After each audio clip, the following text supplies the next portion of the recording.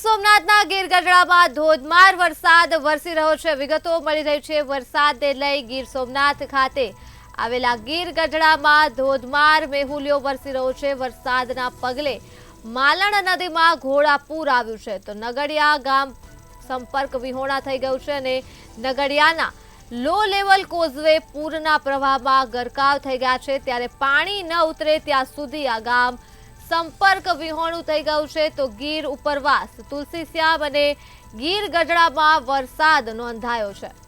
નગડિયા ગામ સંપર્ક વિહોણું થઈ ગયું છે। વરસાદ વરસતા જ નગડિયા ગામના લો લેવલ કોઝવે પણ પૂરના પ્રવાહમાં ગરકાવ થઈ ગયા છે। ત્યારે હવે પાણી નહીં ઉતરે ત્યાં સુધી નગડિયા ગામ સંપર્ક વિહોણું જ રહેશે। ગ્રામજનોને પણ હાલાકીનો સામનો કરવો પડી રહ્યો છે। ધોધમાર વરસાદને લઈને વરસાદના પગલે માલણ નદીમાં ઘોડાપૂર આવી ચૂક્યું છે અને નગડિયા ગામ સંપર્ક વિહોણું થઈ ગયું છે।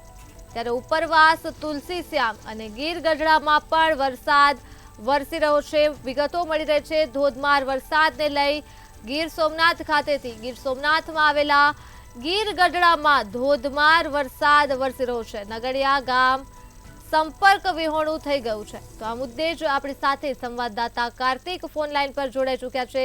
જી કાર્તિક, ગીર સોમનાથના ગીર ગઢડામાં ધોધમાર વરસાદ છે અને નગડિયા ગામ સંપર્ક વિહોણું થઈ ગયું છે, શું છે વધુ વિગતો?